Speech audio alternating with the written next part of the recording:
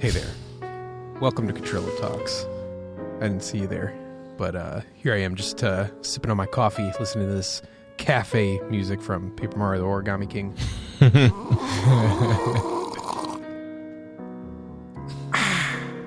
My name is Michael. I'm joined by Matthew, my twin brother, player 2 since the womb. Say hello, Matthew. Hello. He's been playing a lot of Smite lately. Austin, hello. Hey there. How are you? You just got done getting his teeth kicked in Fortnite. Trevor. Yo! Darth Yoctus himself. What up? Yak, in the building. Today, the subject we're going over is one that will probably get us content ID'd on YouTube, but we're not in the monetization program on our Cottrello Talks channel anyway, so who cares? Which is a good indication that you should subscribe if you like the content. We make good stuff there. I think you'll like it. Once a week, we'll post one on podcasts like this. But anyway, the topic of today is music in games, specifically our 5 favorite tracks. In no particular order, but we're going to kind of DJ through them and talk about the tracks. I use this as kind of a joke, but also as a means to introduce the concept. When I was playing Paper Mario the Origami King, among the massive disappointments in a lot of areas of the game, some of the parts that really I cherish and make me want to go back to the game at some point is stuff like this, where you get into this, you'll just be in the mushroom world and whatever Mario stuff, and you just walk in this door and it's a like a French style cafe with steaming coffee, and you just sit down with a Goomba and just hear each other out, and this calm music plays. It's so cool. I just love the vibe, and music is really powerful in games. It could really bring things up a notch or totally tank them in terms of Crash Insanity, which I guess isn't super fair. Crash to Insanity, it was like acapella music. Not my thing, but yeah, I'm sure for people who like acapella music, it's awesome. Anyway, music is very powerful in games, and I want to talk about all that stuff. So, the way we're going to go round robin style, who wants to talk about a track first? Let me do it. Let me do it. And I'll be DJing on the iPad that you can't see because this is a podcast. Trevor, what song are we starting with? No, man, this is only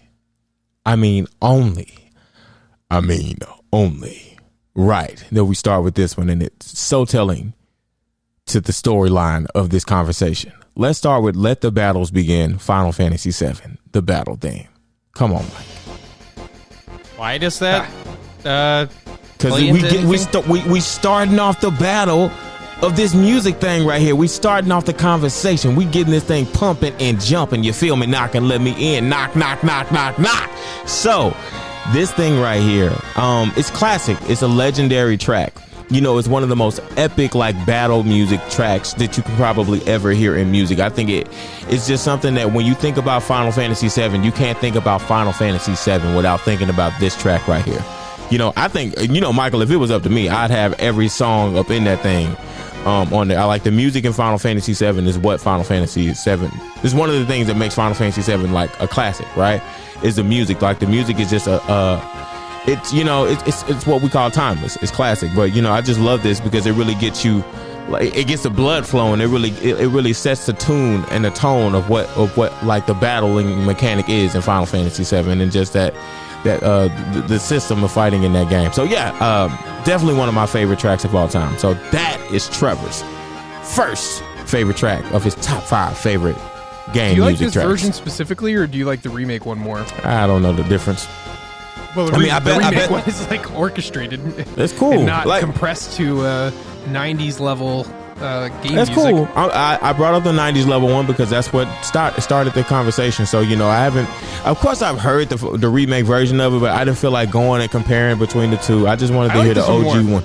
I'm going to say it. I like this one more. Yeah. I think, it's partially the history, but I also just think, I don't know, sometimes the compression on stuff can be beautiful. There's still Super Nintendo tracks that sound great, or like Genesis tracks, and we'll get into some of those, but yeah, I got a story with this track. So I barely dipped my toes into Final Fantasy VII. I couldn't figure out the pre-rendered backgrounds and how to like move my character through them. But this song is so good that when Matthew and I started getting into brawl hacking, we put this music track on one of our levels. Like, we'd never played Final Fantasy VII, didn't care about the characters, didn't know their names or anything, but like this track just slaps so hard. I don't actually remember that. Oh yeah, we had it on one of them. We had some Final Fantasy 13 music too, and like, I'm never gonna play Final Fantasy 13. I remember there was one Final Fantasy song I used for a Battlefield, but I can't remember. I don't remember using this one at all. Yeah, I don't remember using this one at all. I put it on the Fire Emblem stage. Fire Emblem has cool music too. But yeah, let's get over to someone new. Austin, you wanna share a track with us? I'm gonna start with Fallout 3, the main theme. Fallout 3. I watched. Is this New Vegas or are those two separate games? Those are separate. So Okay. the thing with the Fallout, and it was kind of one of my honorable mentions would be the Fallout 4 theme, because every Fallout game since 3, I haven't played the earlier ones, has had basically the same theme song, but they'll revamp it in one way. So this is like that's cool. a very grandiose, like, you just hear like this kind of low rumble, and you'll hear it in a second. It will come in strong. And then Fallout 4, same song, but they used a piano in it instead of as much of like the orchestra elements. Here we go. That's cool. Yeah, you can always you can count on Austin for the dose of Xbox culture, because none of us really grew up on Xbox. Yeah, I kind of, that's what we did over here in Missouri growing up when I wasn't around you guys. Is now back to Xbox country. Western RPGs are super cool, and Xbox was the home for them. I played Knights of the Old Republic, but just never got into like Skyrim or Fallout. But I've always heard good things and like the style of it. It's very cinematic. It very much has like the feel of like a movie score, which is funny because those games, particularly the Fallout games, they use a lot of older music. Excuse me, a lot of older music that you is it have set like, in the 50s, I think? Yeah, it's like the 50s, so you get a lot of the real old, and then each game is a little bit different. So you have Fallout 3's in Washington, D.C., so it's kind of has that vibe that you'd have in like 50s D.C., and then the New Vegas game is, of course, in Vegas, so it has like this twangy old Western like cowboy kind of music to it, which is really cool. So, but the theme of it is just it's that good gritty, like grandiose, post-apocalyptic sound for me. So that's my my number 5 if I'm counting down to my number 1. Yeah. Oh, is that how we're doing it? Most of us don't have a particular order, but Austin, I'm going to do it that way. Yeah, but you know, it's Austin. He's got to be weird. Matthew, what track you want to share with us? What's the name of it? It's the one I sent you for Tropical Freeze. Island Swing. This is Donkey Kong Country Tropical Freeze DK Island Swing. If you listen closely, so this was the you can hear it coming. Yeah, well, this was the music they played in the reveal trailer for Tropical Freeze, which is a remake or remix of Jungle Hijinks, like the original Donkey Kong Country track. But I remember this announcement took me, Michael, and Trevor by complete surprise because we just didn't expect, a sequel to Returns to be. That's what Retro Studios was working on, and it's like my favorite version of Jungle Hijinks. It's like super orchestrated and. All the... I don't know. It just was a really special music track to me. And they ended up using this track... Sorry. They ended up using this music track in like the hardest tempo levels, which originally this was the music track that played in the very first level. Because when Trevor and I did the demo in the Mangrove Swamp level, this is the music track that played, but then they changed it to the really hard tempo levels. But... I don't know, just a really special music track to me because it's my favorite, game franchise, obviously. Favorite game character is Donkey Kong, and I don't know. I just, David Wise doesn't normally do remixes, but he did it for this track and a few others, and just a beautiful music track to me. I love how it doesn't sound electronic at all, or artificial. It's like real instruments, But this is a great song. I love it. Yeah, it's cool because this is a theme that he created in, what was it, 94 when Donkey Kong Country came out, and now he's revisiting it like 20 years later. It's pretty cool.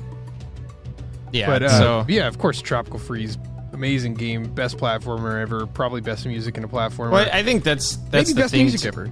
Yeah, I think that's the thing too. Is this was kind of the main track tied to maybe the greatest 2D platformer of all time. So, I don't know. I always used to love doing, like, when you and I were playing through the game and we would do those hard, like, excruciatingly hard tempo levels and this music track's playing. It was just so epic. Like, this plays on Bopopolis, the one where you bounce off all the enemies to stay in the air, and it's just totally epic.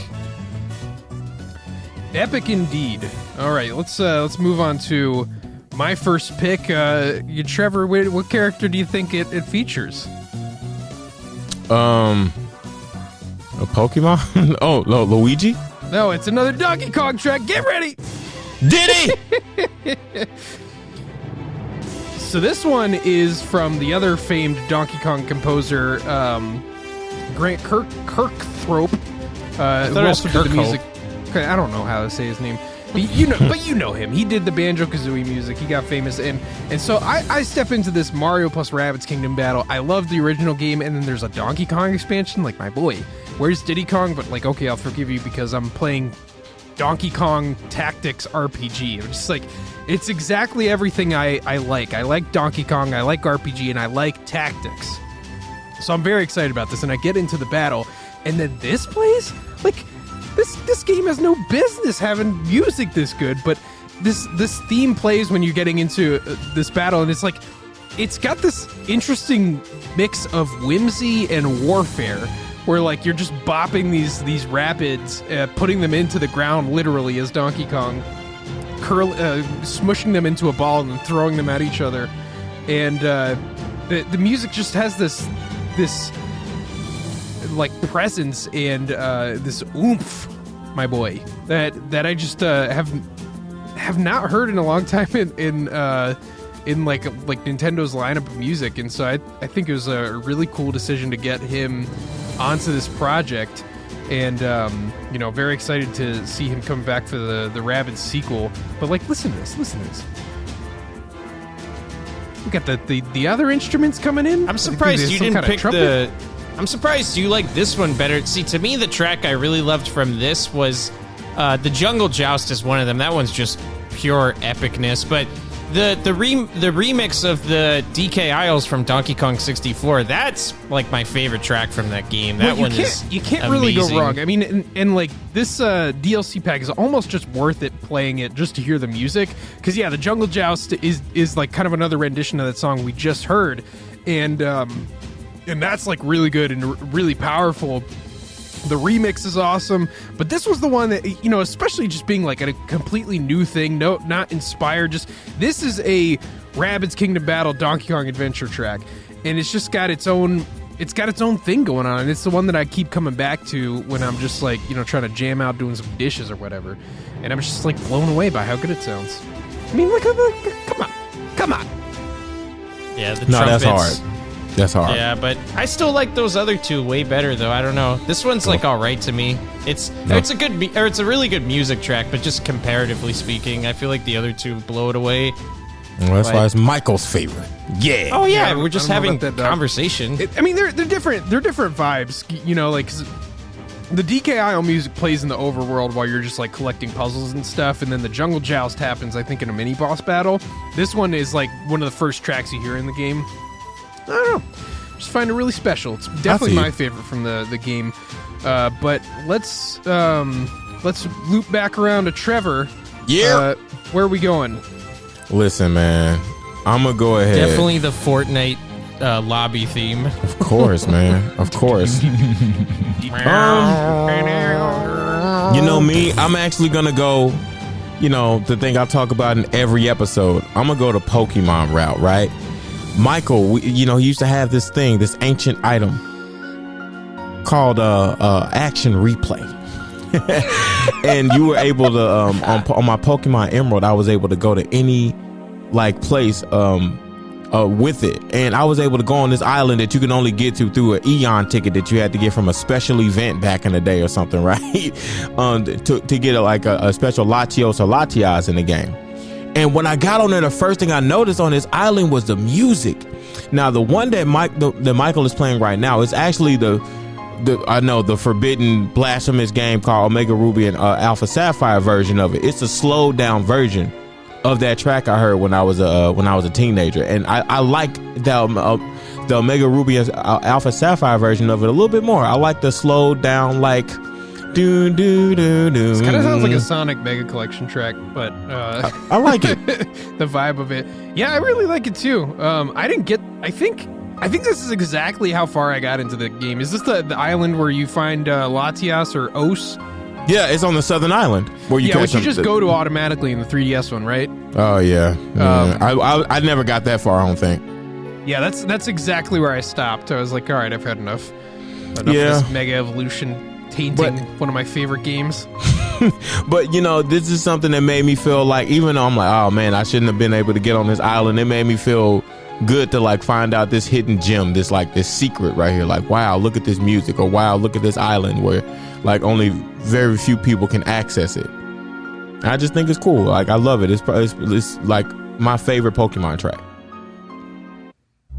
That's very cool. Yerp indeed. That was a shorty one. That's the only thing I liked about Omega Ruby and Alpha Sapphire, unfortunately, probably. It's this track. Yeah, I don't know what it is with that. Fun Pokemon fact for your boy Michael. It's the only Pokemon game I haven't brought myself to finish. I've beaten every one of them probably multiple times, gotten the Pokédex filled in multiple entries, and I just cannot bring myself to play through this one. Someday. But I don't know. I didn't really like Gen 6 was probably the weakest game in the entire series, and then kind of mushing that together with Gen 3, it kind of broke my heart. I'm not gonna lie. I mean, I like the legendaries having a Mega Evolution of their own. They made them kind of cool, but Mega Evolutions period just kind of killed it a little bit, that generation. Now I would differ. I think the one I never played through was what's the Sun and Moon when the cool sun, cool moon. I'm not talking about like second versions. It is Sun and Moon with like 5 hours of content chunked on the end of it. But Sun and Moon was still like, at least it was like very technically impressive. It's incredible that they got that running on a 3DS, and then Sword and Shield looks like another 3DS game. Yeah, much better. Yeah. Anyway, Austin, hit us with another nerd track. All right, next nerd track coming right up. It is from Elder Scrolls. The Elder Scrolls. Or Oblivion. Reign of the Septims. Wait, can I just voice over this real quick? Cottrello Games, the legion of Xbox fans descends upon them in Fortnite. Gentlemen, oh, so good. Listen to that. Listen to that. Swords. Prepare your peanut butter and jelly sandwiches, for we shall go on a quest. Okay, I'm done. Yeah, thanks for voicing over the best part of the song. No, it's good. So Elder Scrolls 4, this is another one coming from Bethesda that, like Skyrim, a lot of people will recognize it, sounds just like it, but Skyrim has like this this kind of deep chanting choir, but this is actually my favorite one, and I'll like be humming it sometimes. I'm like, is that... What am I? I'm like, this is Pirates of the Caribbean, right? No? It does sound like Pirates Lord of the Rings, Caribbean. no? And I'm like, no, that is freaking Elder Scrolls, man. And it's just super solid. It's like, to me, I hear that, and I'm like, I'm going on a quest. This is, in Oblivion was the first Elder Scroll and really the first RPG game that I really got into. And I remember I was at a friend's house, and he pulled up the menu, and like the game started, and I was like, what is this madness? And I was hooked ever since. So this song has a special place. Waldorf was born that day. Of Waldorf the Wise? It was not actually, but it was the conception of Waldorf the Wise, and the birth was Dark Souls later on. Waldorf the Wise. Waldorf. But yeah, great song, very epic. Of Waldorf the Wise. You know, He just, once had a spoon that he imprinted his soul onto. One man to find and use in his cereal, only to activate the rune inside and reveal Waldorf had come back to life. gosh. Are you done? Are you Yeah, finished? Yeah, I got. At some point, I got to show you. Like, I did like a test run of Skyward Sword, and during I like read the Zelda games. Oh, voiceover is lame. But I like voiced it over with that sort of tenor, and it was pretty funny. Matthew, shall I go to the next one down on the list? Yeah. Time for Do a it. little The melee. Oh, yeah. Dude, this music track is so special to me. Honestly, like in Smash, this is the theme. Like even with Ultimate, even in Smash 4, even in Brawl, this was the menu theme I set up to play the most frequently. Like there was just something about this theme, man. When you just heard it, you just knew it was about to go down. We were about to have a ton of fun, whether it's competitive 1-on-1 or competitive 2-on-2, free for all, items on, however you want to do it. It's such a special music track, man. It's so simple, and I really miss Melee because Melee is far and away my favorite Super Smash Bros. Game, and one of my favorite games of all time. But I just miss the simplicity of like you look at the menu in Melee, and it's just such a sleek design, easy to navigate. There's not these weird like shapes and squares and rectangles like there is in the other Smash menus, and they all have like cute pictures on them. No, it's just a sleek looking menu that just looks like you're in some like computer getting ready to pit Nintendo's All-Stars against each other. You know, it's just, I don't know, man. This menu theme is just everything to me. Like I can listen to it on repeat and it's like comfort food for me at this point. Because it's so short too, you know, it's not this, you have to wait for like a minute and a half in to get to the hook or anything like that. It's just, I don't know, man, just simplicity at its finest. Yeah, Melee was the best. Yeah, it's like I like different parts of other Smash games, but it's hard to look back at this one and not be like, wow, this was something special. This game and this song is like the most bonding for like my relationship with you guys, even though we're cousins. Like this was like the core of our childhood together. Whenever we visit, is like Melee just basically on all the time. Melee! Yeah, you So remember good. there would be days, man, where we would set up matches and play with 99 stocks and we would just play for hours and hours and hours. And same thing with Michael, Trevor, and our friend David and I. We used to just play. That's when we started getting into the competitive aspect, like learning some of the advanced techniques like wave dashing and L canceling and crouch canceling, all these different things. And like that's just when our eyes were opened, and we played this game for like when Brawl was coming out. I don't know if you guys remember Michael and Trevor, but we would just stay up till like 6 or 7 in the morning playing this game almost every day because we'd wait for those Brawl updates to come at like 3 in the morning. So that was a pretty crazy summer. But just with all of you guys on here, like this music track has just been it's so special to me. Like it just brings back nothing but fantastic memories. Like Melee might be one of my biggest nostalgia trips of any video game. So yeah, and it just holds up. That's the cool thing about the GameCube generation is that the graphics are good enough to really kind of stand the test of time. They don't look hideous like N64 graphics, and and like this is the first time that Smash had an orchestra. Many Nintendo soundtracks at all had an actual orchestra doing the music, and it's kind of like that Donkey Kong track that I had last time. It's got whimsy and power and presence at the same time, where it's like you don't take it too seriously, but there's definitely something going down. Yeah, no, I just like I said, I mean, whether it's with Nathan, Austin, and Taylor, and you, Michael, and us, or whether it's with me, you, Trevor, and David, like whenever this music track came on, like I said, you just knew like oh snap, it's going down, man. We're about to have a good time. Like it just, it was just great, man. Indeed. Going back to the Nintendo Switch, I'm going to take you guys to a place you've never been before and you never will go. So Narnia? Enjoy this peek into my realm. The place is the Fodlan Lands. It's Fire Emblem Three Houses. This track is called "Tearing Through Heaven," and it plays on the Blue Lions route. If you're familiar with the game with Dimitri. Yes, the Blue Lions.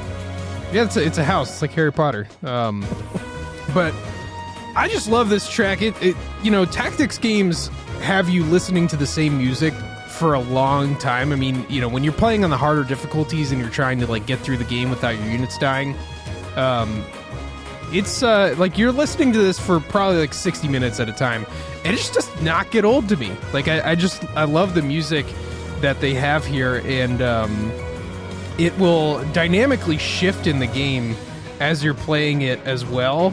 Let me see if I can get an example of that. But this plays on the overworld map while you're deciding all your turns and stuff. And then when you enter into a fight with someone, it'll switch over to this like more like drummy version of it. But yeah, anyway, I really like Fire Emblem Three Houses music. It's all solid, but this is the one that stands out to me the most in what I enjoy about that game of just like, where I was talking about Donkey Kong Rabbids being like, a whimsical warfare. This is the kind where there's stabby weapons and people die. Which I've always liked about Fire Emblem, like people actually die in the gameplay. Like they're not just like disappearing, they don't respawn. Like no, your guys can die. And so everything has like a bit more weight in there. But yeah, that's Fire Emblem Three Houses. I know you guys will never play it, but you should. Yeah. I know Smash has sucked the life out of your interest in that franchise, but, I get it. I mean, it's not really something that thing. interests me even outside of Smash. I'm just not into... I know it's not a JRPG, but it's like, it looks and feels exactly like one, and it's not my style of game, But... Yerp. Moving on. I gotta take a potty break, guys. I am struggling to hold back. My bladder's about to tear through heaven. That's funny. Oh man. Everybody's here and ready to go? Yeah, I just put pizza in the oven. Yeah, I just pictured you, he said my bladder's about to tear through heaven. I pictured like a big, like I don't know, line of piss just tearing through the heavens. That's what happened. Just like the Reveal trailer where he cut through the sky. Cool moment in the game. Sad moment in Smash. I get this off my chest. Like, Smash has ruined Fire Emblem for so many people where, like, to a certain extent, like, I think Melee got people interested in Smash with Roy and Marth, and then they were just like, it's like force feeding you a large amount of raw vegetables, broccoli specifically, where it leaves a gas behind, and you're just, I don't want it anymore. But anyway, so Trevor, take us to another musical land. Where are we going next? Man, I gotta take this before Austin ends up taking it or something. So I gotta go to this thing that definitely is, to this day, is my favorite of its kind. The Legend of Zelda Majora's Mask, Song of Healing song, my guy. The main song for Majora's Mask. Talk to me, baby. Talk to me. Yes. You feel that spirit? Do you feel creepy? Dun, dun, dun. I don't want to die, Trevor. Well, you gotta. I'm not ready yet. No, but that's what I liked about it. This plays, the first time you hear this song, correct me if I'm wrong, is right when the moon's about to make impact, right? Right. Oh, I think so. Majora's Mask is the, like, just don't even talk to me. The best story of any Zelda game. Facts. Best vibe, best, like, everything. Like, villain design, like, get out of here with this Breath of the Wild. It's Ganon's spirit. He's angry. He's a sludge monster. No. Yeah, Ocarina of Time, Ganondorf. Okay, you got me there. That's pretty compelling. But this, my boy, the impending sense of doom with the moon coming in. Yeah. I mean, it's Trevor's song. I was like taking over there because I love it so much. Yeah, because look, you hear so much in it. You hear the pain, you hear the doom, you hear the terror, but you also hear a sense of hope in it too. And I think it just really is representative of the story itself. It pulls at the heartstrings, and that's what it's about. And the story itself, the reason why we're talking about Majora's Mask is because it did it different. It was like a sequel to Ocarina of Time, but it didn't just piggyback off of Ocarina of Time. It was Link's own story. They did something different, and everybody's like the tunes that you hear in this sound, right? Every instrument means something. Every instrument has a part to play. All of the stories interweave into his story, and they all matter in the end. You can't get the deity outfit without getting all of the masks in the game and receiving everyone else's story. And I don't know. Anyway, this song in itself, I can't think about my favorite Legend of Zelda game without thinking about this song. Like it really gets me. It's one of those things that when I'm near a piano, I try to play it. Do do do do do do. Like, you know, when a song does that to me, that means it has me. And this song has me. You know, ever since like age 8. Like I've loved this song. So yeah, no, definitely top 5 of all time for me. The song of healing. Heal, everybody. Let's heal together. Let's heal. Yeah. Austin, have you played through this game? I have not beaten it, but I played through a good chunk of it, and then I stopped playing for like a week, and you forget how it all works. Yeah, it's a pretty hard game. It's not very approachable. Like the time concept is kind of hard to understand. Because I'm not gonna lie. So if you don't know Majora's Mask, you have a certain amount of time until the moon makes impact and it's game over. Which is such a cool concept. It's 30 minutes, correct? I think it's got like it's 3 days in the game, but like telling the time like in real time is kind of weird. I beat the first dungeon with the Deku Scrub and couldn't make it back to town in time before the world ended. So I had to like redo a bunch of stuff. But that is such a special game, and it's one of those few Zelda games where something different happens. It's not just Triforce, Ganon, Zelda, Link, Arrow of Light. And I know that like thematically history repeats itself, but like, you know, sometimes we need a little diversity in our history, my boy. And like, that's the one time it did it, and that's the one time it really and truly did that. I think it's the only time for a mainline Zelda game. There's spin-offs like, you know, of Oracle of Ages and such that have different stories, but yeah, I think it's the only mainline Zelda game to have a different story than Ganondorf, Triforce, Link, Zelda. Yeah, Light it Force. expands the universe of Zelda so much because, I mean, if you take out Majora's Mask, it's kind of a very hollow game. It's like, oh, this thing's just going to repeat itself over and over. Vanilla. And like, I get that that's like the point in a lot of respects, but, you know, I think Majora's Mask really showed us the range that the Zelda universe had, that it wasn't just this place of like light medieval themes, but that these fish people had families and jobs, and they had loss when they lost their life, and really just connected things in such an interesting way. Gorons eat rocks, though. It's just a fun fact for you guys. And that's the thing about it, and that's also the cool thing about this song is you play this song to heal people's pain. That's why they call it the song of healing. Like usually when he plays this song, that's when their pain is relieved, their spirits are able to move on, and they drop that mask, and he can embody those spirits. You know what I'm saying? Like, you know how deep and dope that is? I love this song, man. I love it so much. It's really incredible. It really sets the tone of what that game is and and how amazing it is to this day. Otherwise, we wouldn't be talking about it. So, yeah, shout out to it. For sure. All right, Austin, next track, is it the In Case of Trouble? It is In Case of Trouble from a little indie game called Bastion.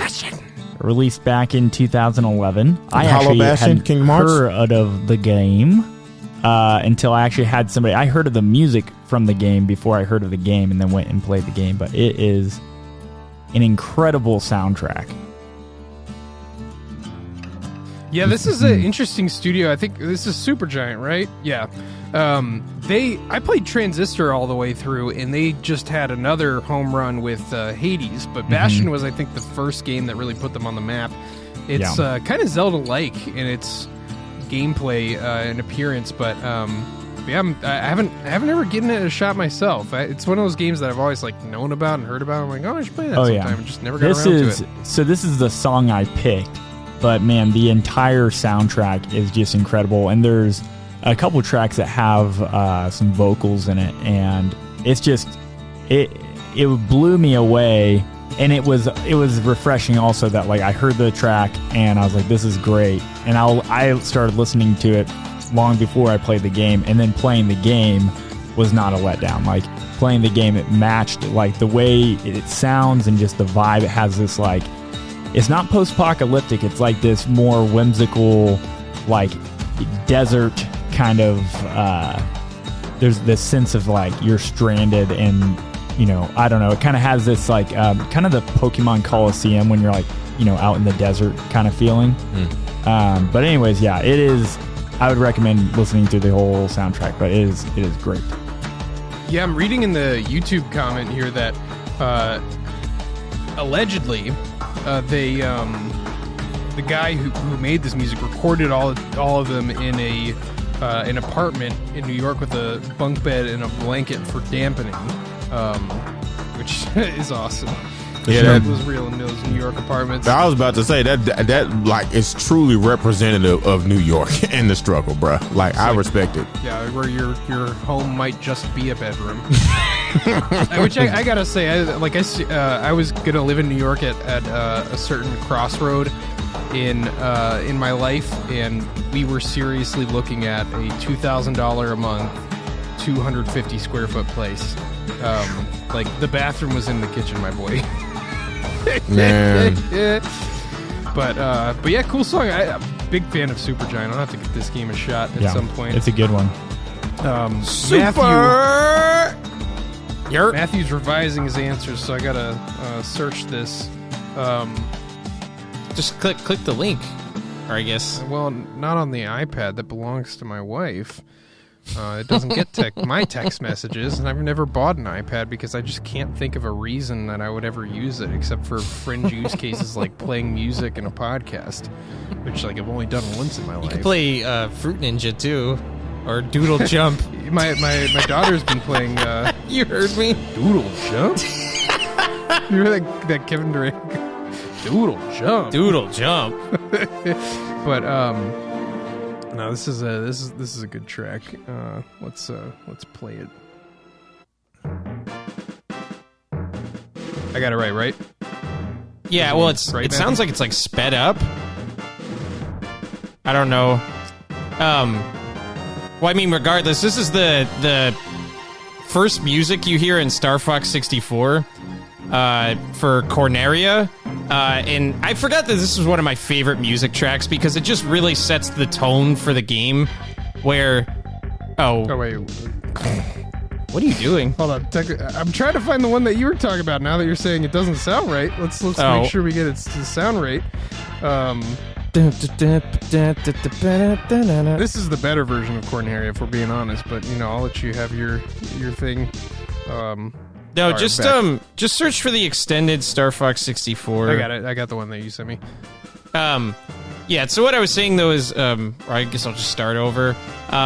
This is the opening theme for Corneria for Star Fox 64, and, a lot of people like the other Corneria theme better. It's more upbeat, it's more fun, but this just set this really dark and horrific tone for me that, Corneria is being destroyed by Andross's army, and there's a war going on, the Lilat Wars, and I don't know, it just set the tone for the game that this is really intense, this really matters, the stakes are really high, and especially for a Nintendo game, it felt really tonally just very serious, and I liked that. I always just thought this track was so I don't know, it was just really epic to me. I like because how it's paced, how it's very calm at first, and it gradually builds up. Yeah, and when you get to Corneria, city's being attacked and everything's being destroyed, and you're flying in to basically, save the city, and then you start making your way through the Lilat system to get to Andros and everything like that. But this game just had some incredible music, man. It's one of the most underrated OSTs of all time, I think. Like, when you just think about tracks like Venom, like the Asteroid Belt, like I'm trying to think of some others. I know you really like the music for this game, Michael, but... Oh, yeah. Star Fox 64, and do not mince my words here, gentlemen. Star Fox 64 is the best 64 game. Write that on my tombstone. It is the best 64 game. It stands up exactly as tall as it did originally if you go back and play it. It's better than any Star Fox game they made after it. And the music is definitely part of that. And even with this like heavy Nintendo 64 compression for the sound, like it still comes out sounding wonderful. And really just gives the vibe of these like space wars that our furry friends are in. And I could just hear the guys talking in my head, or just, I found a shortcut, follow me. Just like all those like little quotes. Yeah, like, Falco. You'll never defeat Andros. Yeah, well, that's the other great music track gosh. from this game is, I forgot about the boss battle one, the dun dun dun dun. That one's so good. Starwolf's theme is amazing. Like, there's just so much good music from, like I said, like a lot of people when they talk about great OSTs, they mention the likes of like Donkey Kong Country, Zelda, Final Fantasy, things like that. I'm like, man, I'd put Star Fox like pound for pound up there with any of those.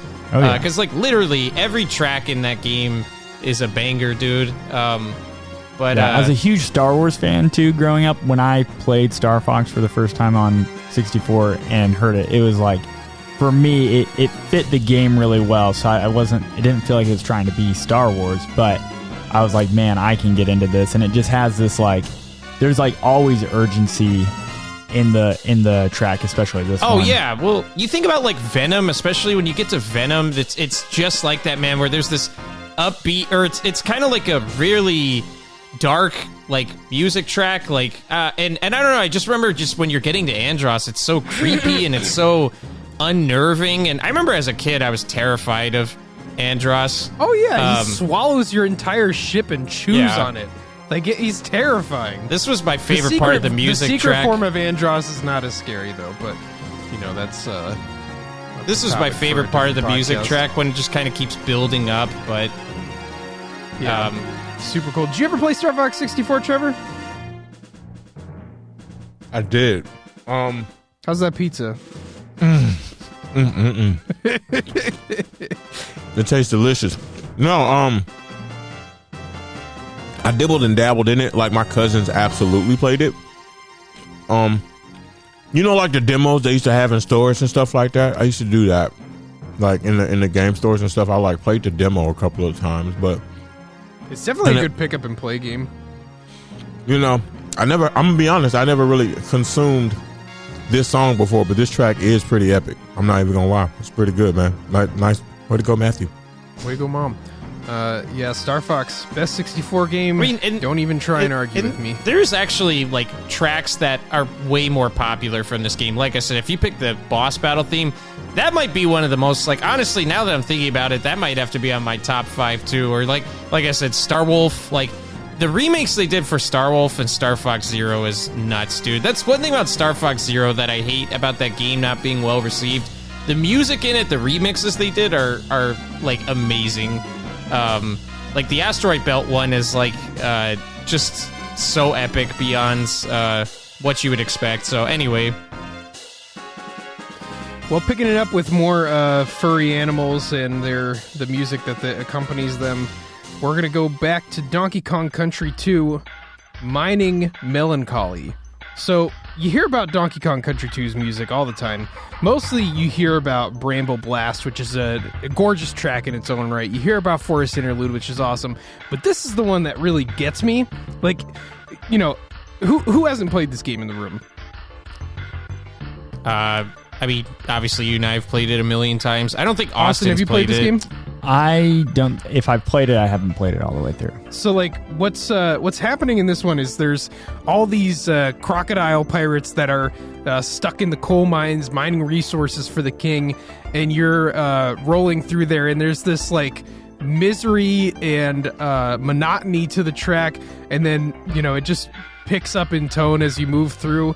And I just love this track so much, and the levels that they happen in are really intense. They've got crystals kind of glowing, but you've got pirates throwing hooks at you. You've got birds trying to take you out in the sky, and I just this whole soundtrack is absolutely fantastic. But this is the song that I've been recently coming back to a lot, where it just has this weird vibe. Listen to this part that's coming up, where they've got like a vocal track in a Super Nintendo song. Like, what is that? Oh man, David Wise is a musical genius, man. It sounds like coal miners kind of like crying out. It's just one of the most like miserable, difficult jobs that have ever existed. In one of the most miserable and difficult levels in the game. I like these levels. No, they are fun. The ones where you're like floating on the wind, and the animations for Diddy Kong are pretty awesome in that. But what's a funny fact about this song? I don't know if you've heard this. I'm sure you have, Michael. But this, in the official soundtrack for this game, this music track didn't have a name, and DK Vine is actually the one that came up with the name Mining Melancholy, and so it's kind of just stuck. But originally, this didn't have an official name. And when the Game Boy Advance remake came out, they called it Cannon's Claim, was the music track, Cannon with a K.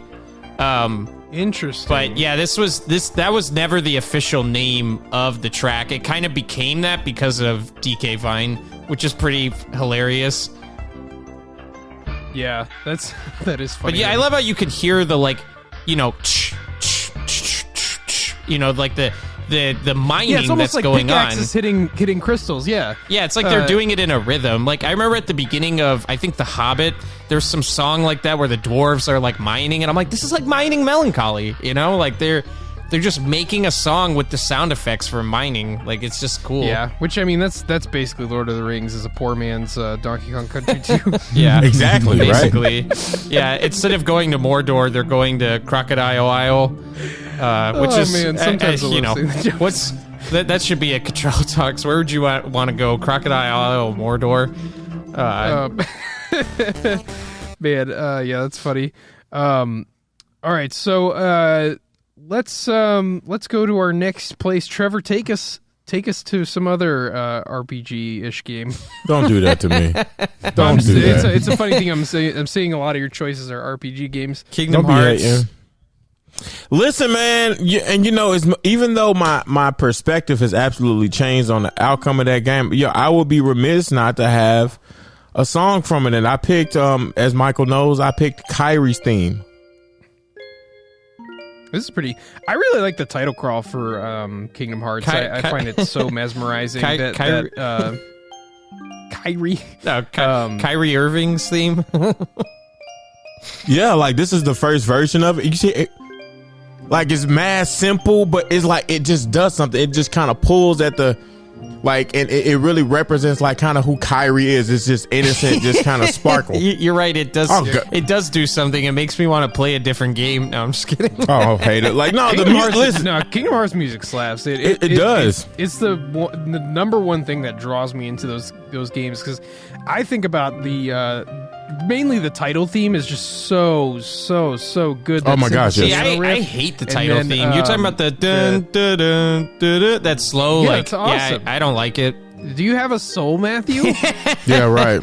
No, I remember when joy in your heart. I remember when I was playing that Dream Drop Distance game for something I was doing, and Trevor let me borrow that, and that's the theme you hear in that, and I'm like, yeah, I don't know. Yeah, I'm sorry. I don't know who hurt you in life, and I apologize for that person. I don't know what anime character hurt you with a giant key. No, I mean, I don't know. There's just nothing. I mean, it's just sometimes I like simple songs, but that one's just so.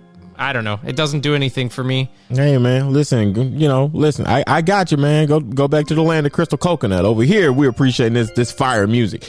No, man, perspective is perspective, and I just like how simplistic and just how deep it is at the same time. Like, I love what this song does to me, and a lot of those songs do that too. It was hard for me to pick, because the main theme song, that's one of those ones I play around on the piano with as well. But it was kind of along the same lines as like Song of Healing to me, when I think of songs that really just stood out for me when it comes to Kingdom Hearts, definitely the Kyrie theme. And I sent Michael another one too, like the later versions of Kingdom Hearts. They have like different versions of these songs as well, and they have a later version where it's like a more up tempo beat with like a bop. Like so, I love Kyrie's iterations of her songs in Kingdom Hearts. I think it's really I don't know, it's representative of the best side of Kingdom Hearts, which is the music. The story obviously needs some work. Well, I think, yeah, but what I do think that Kingdom Hearts really nails is like that feeling of mystique and wonder at like, what is this all about?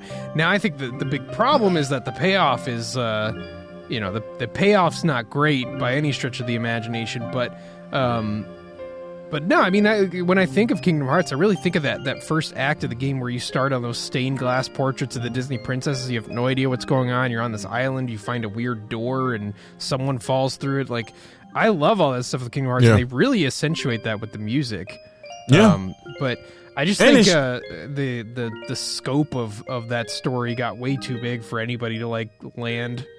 Yeah. Well, They got off the ground. They ascended. Okay, they got the plane off the ground. It's like, oh man, this is a nice flight. And just, I think they kind of got so high up, they just, they unfortunately crashed it. But this was a part of the start of it, and I think it just really represents what that game is, or what it intended to be, which this game about innocence embarking upon the world. And I think a song like this kind of represents that and it exemplifies it, and that's why I rock with it a lot. Even though I don't connect with the character Kyrie that much, I definitely connect with this song, and it makes me want to connect with that character in the story so much more. So that's why I picked it. Yeah, it's funny. I feel like what happened with Kingdom Hearts is that they planned on making it a trilogy, and it sold too much, so they had to create new games, which means they had to create new branches of the story, which means they had to like include those characters in the finale, and which means they had to convolute the story. Turned into a Naruto plot where like you're getting to the end and you're like, what's your name again? Shokamaru? Ponytail guy with the green vest? What's your ninja power again? Who? Anyway. So you didn't know, Mike? Everybody in the organization has like an X in their name. You get it? Yes. Yeah, it's just the 13 organization, 13 more characters I don't care about.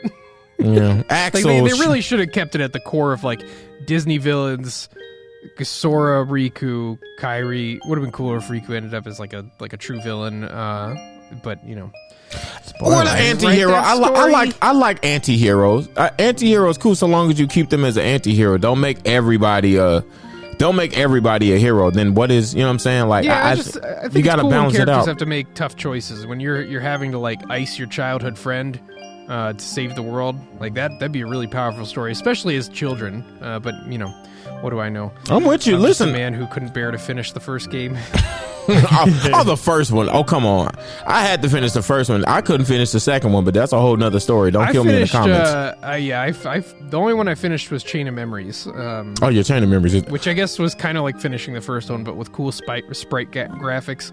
Graphics. Me and Michael believe Chain of Memories is the best Kingdom Hearts game. Go ahead, like and subscribe and comment and tell us how crazy we are. But we like Chain of Memories. Okay. Yeah, I might be crazy for that, but but I don't know. I liked it. The card aspects were weird, but what can I say? I'm a sucker for sprite graphics and for a story that doesn't overstay its welcome.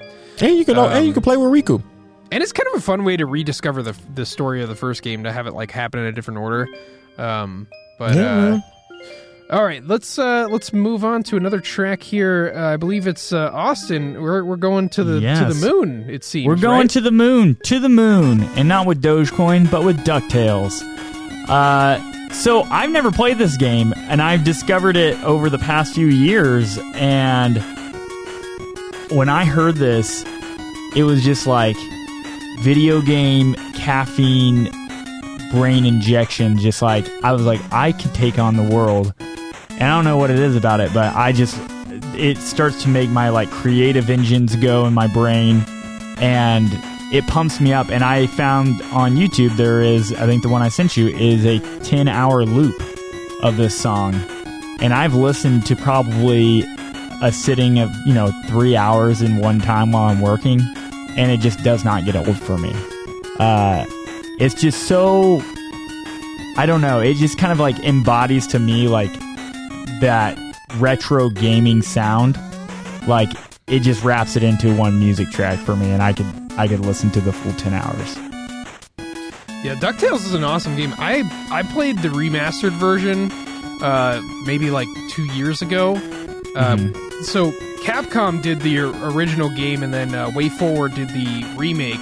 It's a really solid team's doing it. But yeah, music coming from probably from Capcom. The composer's Jake Kaufman. I don't know what else he's done, but DuckTales is such an awesome game. Have you ever played it, Trevor? No, but I'm surprised I haven't, because I love DuckTales.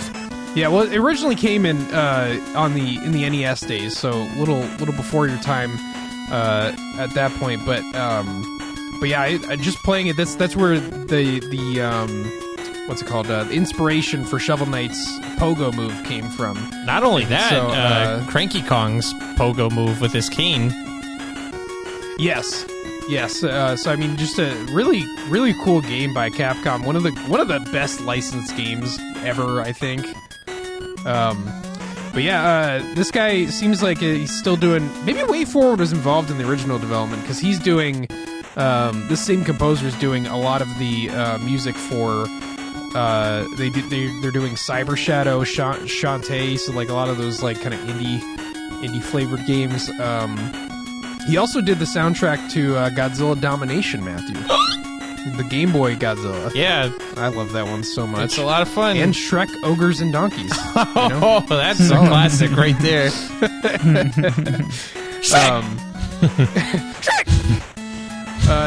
All right, so let's move on to Matthew's pick, and you're reversing your choice again. No, I see. that's for the last. No, that's for the last track. Okay, that's for the last one. We're gonna go. You take us north, Michael, to the frozen tundra of the northern hemisphere. Cremisphere. So this is the first track you hear when you get to the snow world in Donkey Kong Country. Gorilla Glacier is the name of the world. This is one of the most epic music tracks to me of all time. It's just so eerie. It's kind of got this creepy feel to it, and you'll start hearing there's this build-up as it just gets more and more, like, because as you progress through this level, which was crazy for the Super Nintendo, but the storm starts to get stronger, so you get halfway through the level, and then all of a sudden you can't even see the background anymore, and the snow is gusting so hard, and there's more enemies, the level starts to get trickier, but I think it's at this point, like, yeah, once you start to hear this, and then it's just like a slow little...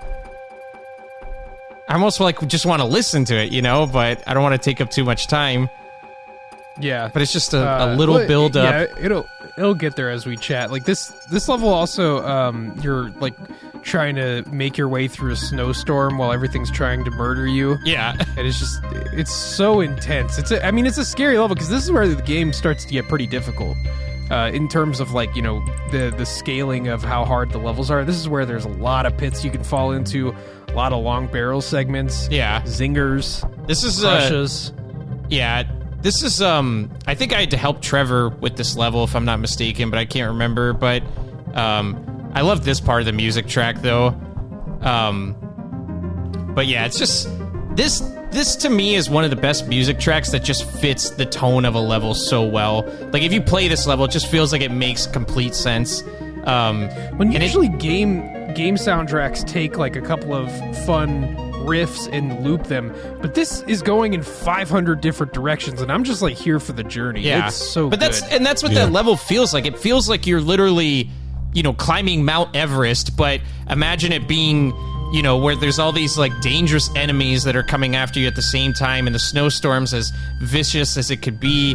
Or it starts off pretty calm, and then it just starts to pick up, and I just love that journey that you take with this level in this music track in general, and that's why it's one of my favorite levels from the first game. So I just always remember, I mean, and really there's a lot of those moments in that first game, but this is really where it officially was like, man, this just feels really intense.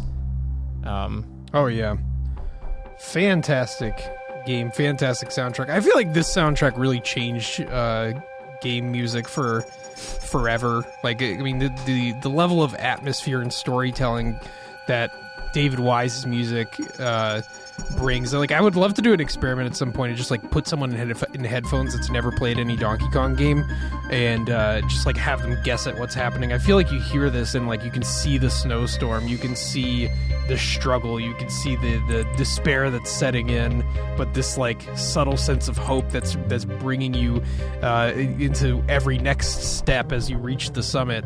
It's insane. Well, you remember too when because they play this track in the third level is the third level of Gorilla Glacier as well with Espresso. And it's like once it gets to this part of the music track, that's where you have the Mankeys that are throwing the barrels at you from like that giant slope. And so you're having to dodge these barrels and there's claptraps on the ground. And it's just epic, dude. Epic indeed. All right, let's move on to the next track. You know I had to bring my boy in here. Yeah, with, I heard it because you accidentally... best tracks. Well, I'm going to edit the podcast so people won't hear it, so, you know... But here we go. Strike the earth! The plains of passage. Same composer as DuckTales Remastered brings us Shovel Knight. This is the first level that you find yourself in, and I'm just like, the caffeine setting into my veins, the power... The shovelry. My boy, I'm digging. I'm jumping on people with a shovel. I've got armor on. I am a shovel knight.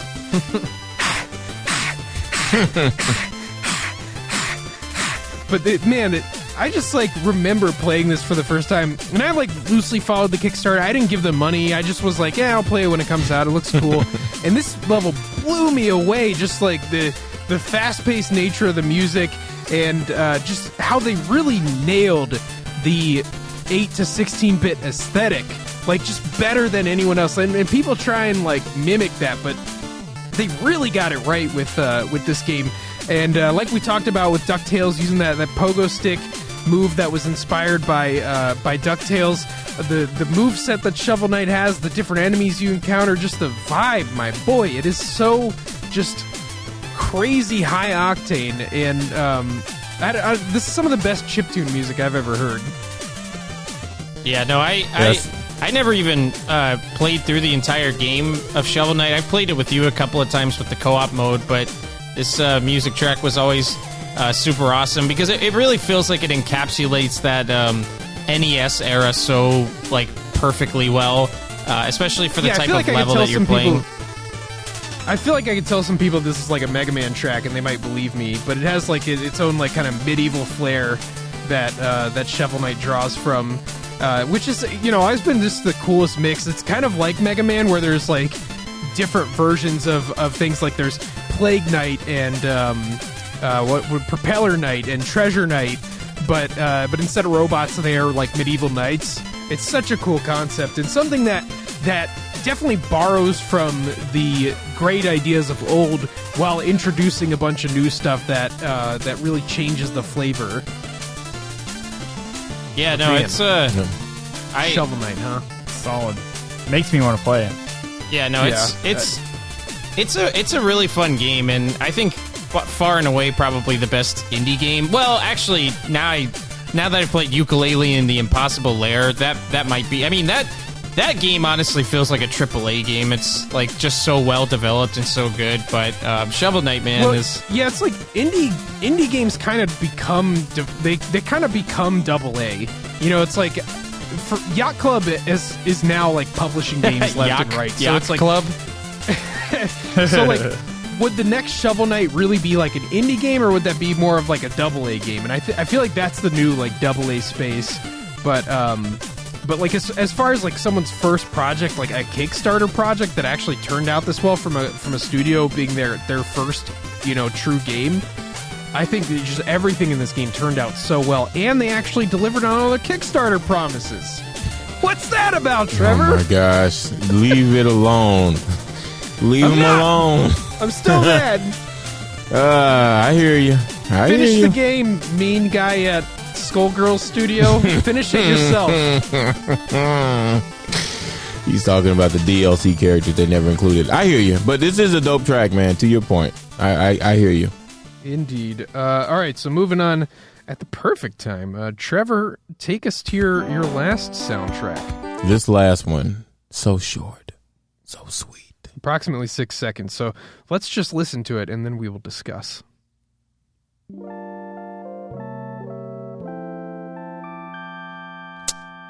Did you hear the excellence of that? Play it one more time. Play it one more time. What is that from? Mario? Yes. Which Mario game is that from? It's from Super Mario World. Over. A screen I'm a little less familiar with. Because I'm a gamer, man. I'm a gamer. No, it's just something. I got my teeth kicked in by that game. So short, sweet, and simple, but it's like, man, do you know how many different renditions people have made of that 6 second thing right there, Michael? Like, it's that so lo-fi remix that's on YouTube. It's so good. So many instrumentals, so many different remixes. Like that thing right there is legendary. That's my favorite game over sound ever. You know, I think I don't know. I like it. I know it's just a game over. Like, why would you even put that as a top 5 thing? But something about that, it's like, man, you just got beat. Oh, well, get back in there and try again, man. Like, I think if I had that thing playing in my life, every time I got a game over, I think game overs would have hit a little less hard. Like, it would have, all right, man, let's do it again. All right, man, let's do it again. Like, you know, so I love the sounds of that. I love the short, sweet, and simple sound of that game over screen. And obviously its influence. Obviously, I'm not alone. Otherwise, so many people wouldn't have made renditions and remixes and instrumentals of that just 6 second sound and extended that into these just masterful different renditions of it, you know? And I gotta say, it stands out especially well with, like, there's a lot of music in Super Mario World that I find just kind of obnoxious and annoying. Like like I don't really like it, and but this little jingle and the Bowser World theme are like some of the standouts for that game. But I don't really like the music, which says a lot about like how awesome this game over jingle is. Mm-hmm. Yeah, man, I almost want you to find the game over for Donkey Kong Country, the original one, because like there's some game over screens like that are just short and they're just really good, and it almost makes you want to lose the game just to like hear it. But that one's pretty good. But I love the one from DKC, man. It's just so like you get thrown in this jail basically, and they got bruises and bandages on them, and it plays this like really like hopeless music. Would you mind finding that for me real quick, Michael, since it's short too? No, not that. Not that. I'm talking about game over. Yeah, it's this. Yeah, man, people, the younger. I feel like somebody just got voted out on Survivor. Right. Yeah, this is depressing. Yeah, that's what you. But that's what I like. The screen is super funny too, because DK and Diddy are like beat up. Diddy's got a black eye. Donkey Kong's covering his face. They got band-aids on them. It's kind of funny because like the younger segments of our audience will not know because games don't have game overs anymore. Yeah. Not really, anyway. Like Mario Odyssey doesn't have one. Yeah. So that's what makes these special, is that they've kind of expired. Like, I don't think Mario will ever have game over screens again. But this is just, you know, it'll always be with us. You know, I don't even know why I had you play that game over screen for Trevor, because I know when he was playing through Donkey Kong Country, he must have seen it about 100 times. So whatever. I definitely had that down. I definitely had that sound before, the whole balloon popping. It'd be funny if someone played this while they were like announcing they're like serving you. You are being sued. No, play it one more time, Michael. Okay, I got you. No more Fortnite. Dude, you should make that into a TikTok sound. Actually, like mix that. Oh yeah. But well, now someone's gonna steal the idea. Edit that out of the podcast. Oh, well, if they do, then you know we're gonna Cottrello sue them. Credit Cottrello Games. We'll serve them the same way. We'll be on their doorstep, and Cottrello Games is suing you.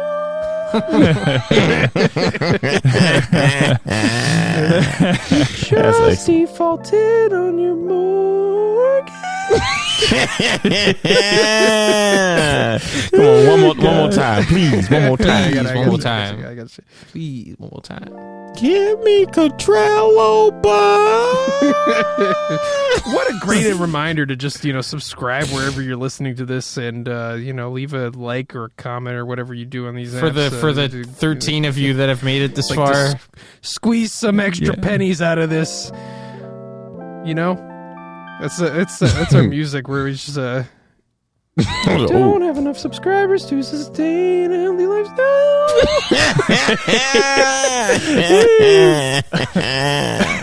Gotta throw a little self-deprecation in there. Austin, where are we going from here? All right, play the track. Mjolnir? This, am I saying that right? The Mjolnir mix Take us to another nerd Halo track. 2 theme. Oh man, this sums up like the best of Xbox and the worst of Michael's singing. But is this really the Halo? Oh yeah, you remember the theme? This plays on the title restart screen, this. Dude, I know you've seen that thing with the dude. All the dudes were in the restroom, like singing the Halo track. Is this? And then the guitar. It's just like this track does slap. Oh yeah, no. This I was gonna say I didn't realize these were all part of the same track, but the Halo 2 main theme is pretty epic, dude. It's so good. I mean, Halo for me was a pretty big deal. It was one of those games where it was one of the first like really engaging like epic stories of like just something far out of this world. And I'm big like sci-fi, Star Wars stuff like this, but this was something that it took a story that has our Earth, and it has like a reality that you can relate to, and then it takes this like epic battle against aliens on these Halo rings, and the song opening with this just kind of grandiose, like you just see the ring and it's glowing in space, and then you pull out your assault rifle and Master Chief just starts wrecking people left and right as the guitar comes in. Ugh. So good. This is disgusting. Like, I'm gonna throw up. This is too good, man. No, this is one of my favorites. And I played guitar growing up, and like this was like I got an electric guitar, and I'm like, this is the song that I got this guitar to play, and it was so satisfying. It just melts your face off, man. Yeah, I always really liked this music track. It definitely made Halo 2. And Halo 2 is special. Yeah. And shout out to some of the Halo music, like Halo 3, One Final Effort. That's one of my other honorable mentions, but this one just took the cake. Like this is probably my favorite video game song. Yeah, dude, we were eating good in the early 2000s with like Melee coming out in 2001, Halo 2 coming out in 2004. It's just like, oh my gosh. I just remember that being like a young teenager at that time, and we had it all, man. And games really haven't gotten much better or any better at all. That's what I'm telling you, man. It was because with, Austin and Nathan, and then me and you, and then, with Trevor and David as well, with me and Michael, we just basically cycled back and forth between Melee and Halo 2. And I remember those Halo 2 just split screen 4-player. Now everybody like would lose their mind over a split screen game. That used to be the best, though, man. And the best Halo we've had since Halo 2 came out is Halo 2 Remaster. Yeah, seriously. I just want more Halo 2. My interest in the series just took a nosedive. Like, I played the third one, and then just like after that, I just did not really care anymore. It doesn't even have the same developer anymore. I'm hoping that this next one coming out for Xbox turns out well. Give me a reason to buy an Xbox for once in my life. PC. Buy it on Steam. We'll see. It's got the Fortnite mode, which is cool. Free multiplayer. Free to play. Halo is something that, and maybe another topic for another time, is just storytelling in games. Is they built it up, and then it's like, oh, how do we end this as epically as we've told this story? And also create endless sequels. Yeah, but Halo 2 is just, it is the peak of the story. It is the peak of like, you're really starting to understand the gravity of what's going on. You're starting to see who Master Chief is. And then don't forget about Arbiter. Like, oh yeah, holy crap. Yeah, his arc is so cool. And then the ending was like a cool cliffhanger. Like I was legitimately curious about what happened next, and then I just couldn't play through Halo 3 to find out. Yeah. I know what you mean. But that song Forever, that would be my theme song at my funeral. Oh, you walk into this big empty room, my coffin has like LED strip lighting under it. Austin's dead. Died in a fire. And then he has on an active like Xbox at the open casket for people to like play as they say goodbye to him. Oh my gosh! Austin will always be screen peeking. We'll plan my funeral in another podcast. Looks like you'll be screen peeking forever now, Austin, in the skies. There's a funny YouTube comment on that track that said, "Legend says when a man dies, his voice is added to the chorus." Absolutely, 100%. Yeah. All right, let's get into Matthew's track. But before that, I got to take another bathroom break. I'm sorry, guys. My gosh, diabetes on full display.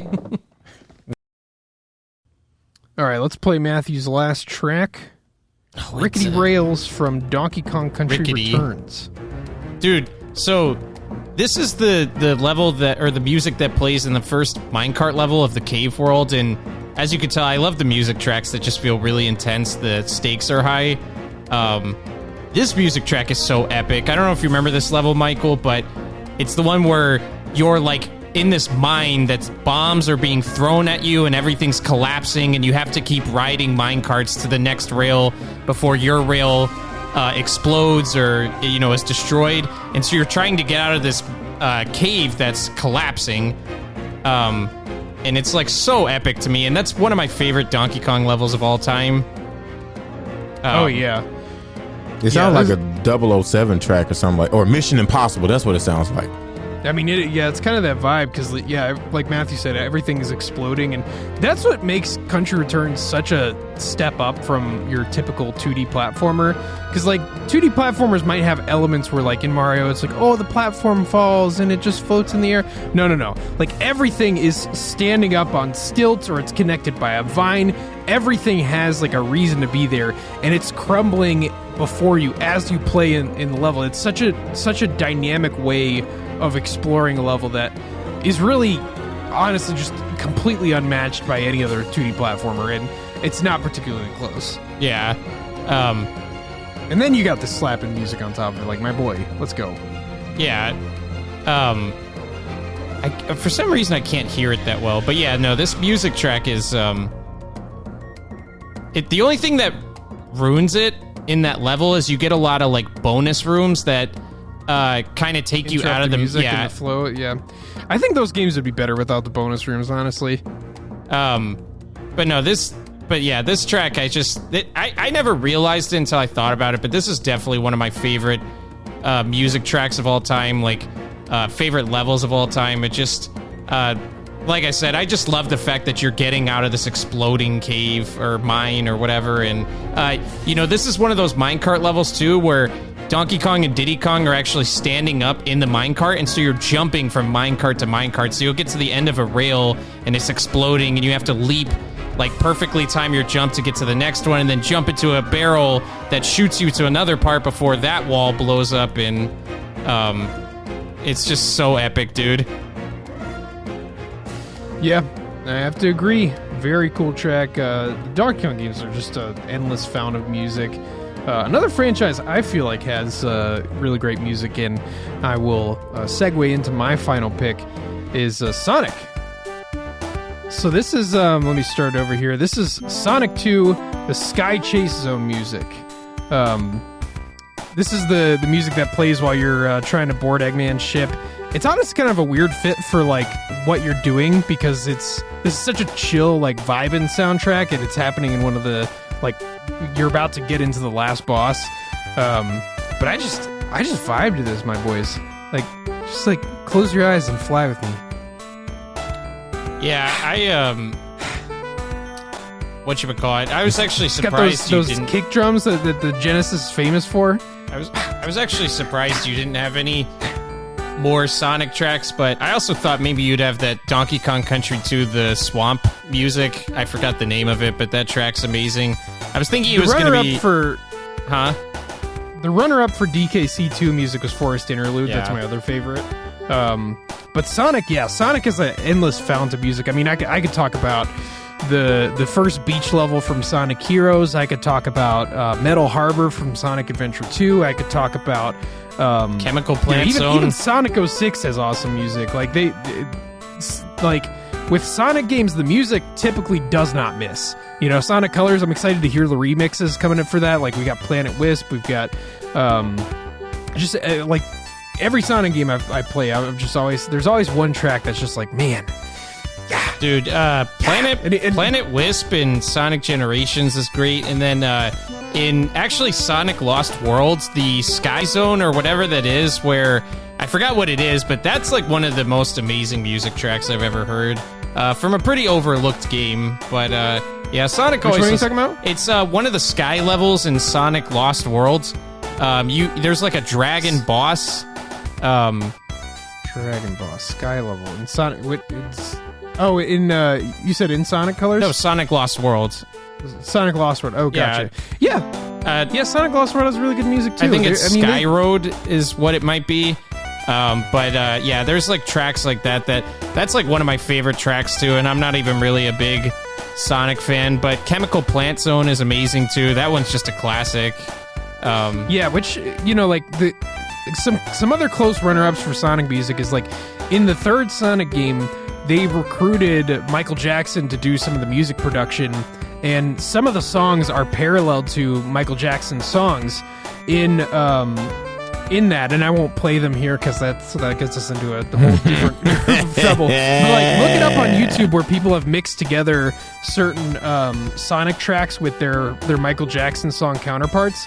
He ended up not being credited because eventually he quit. He didn't really like the limitations of the Genesis, and there were some of those like allegations that were going on at the time that made Sega want to like kind of distance themselves from it. But for one reason or another, it just didn't happen. But you can hear Smooth Criminal in Ice Cap Zone. You can hear Jam in Carnival Night Zone. And what's insane about Sonic music is that you could have like someone as iconic and accomplished as Michael Jackson make music for the series, and it just like sits alongside of it, and it's like, yeah, that's more Sonic music. It's such an accomplished series in terms of music, and you know, people are too busy making memes and jokes about it to really recognize that. But Sonic is just an endless fountain of like awesome music. Yeah, well, but anyway, I'm sorry. No, I was just gonna say, I just think it's more like all that stuff started to come from Sonic as it progressed into the 3D, sphere. But all the 2D stuff, man, I feel like is pretty well respected and rightfully so. Yeah, and the Genesis, I was talking about some of those limitations that systems have, where like you can definitely feel the Genesis in this soundtrack, which is what I like about it. And we'll always like keep it different from anything else. Like, this sounds different than anything you would see on the Super Nintendo because it had a different chipset. It was capable of different things, but both of them were limited in some ways. So it's really interesting to see the different directions that these composers took with like very limited tool sets. But yeah, just I've always really vibed with this song in Sonic 2. This is fun. We should we'll do some follow-up episode to this, maybe once every few months or every year or something like that, with more music tracks, because it's just a special part of games. It's always surprising to me how good game music is, because I mean, you think of budgeting a game, you have to have the gameplay and you have to have it work. So you're like building software, you're building like an app, and then a lot of games now want the cinematic elements, so they're hiring actors, they're hiring like cinematographer type of people to make sure the camera's in the right place for the cutscenes and such. And then on top of that, all of that stuff, they're thinking of multiplayer, they're thinking of bug fixing, then they have to also build a soundtrack that can stand on its own. And it's just incredible to me that games have as good music as they do, considering all the budgetary limitations that you would have with composing music. And then you have to make music that people are willing to listen to for 30 minutes to an hour straight before the music changes. And that's just definitely just amazed me. And like I used in that example at the beginning of the episode with Paper Mario, the Origami King, is that it can really elevate an experience. There are like, there's a lot of parts of that game that I just don't really enjoy, but the music really brings it up a notch. So anyway, unless you guys have anything else to say. No, man. I was curious if you guys have listened to the greatest, I think it's called the Greatest Video Game Songs of All Time or something like that. It's the London Philharmonic Orchestra. I have not. Oh, that would be one of my recommendations after talking about all these great tracks, but they're all done as like with the whole orchestra get up. It's a great one. I'll have to check that out sometime. You have to look at I'll link it in my conversation to you. But yeah, that's going to be the end of this episode of Cottrello Talks. I hope you enjoyed this different vibe and just hanging out with us. Your favorite topical games podcast, I'm sure, because no one does topical games podcasts. They all cover news, which nothing wrong with that, but we're trying to do something a little bit different, something with a little bit of sauce on top with Cottrello Talks. We'd really appreciate any support you have for us. Subscribe to our channels. We got Cottrello Plays, Cottrello Games, Cottrello Talks, the Cottrello Cinematic Universe for your enjoyment. But yeah, in the comments on the YouTube side of things, let us know one of your favorite game music tracks. We'll check it out. And which one of these did you like the most? Which one did you vibe with? Probably one of mine. I mean, I just have great taste. What can I say? But that's going to be the end of this episode. Thank you so much for tuning in. We'll see you next week for another episode of Cottrello Talks.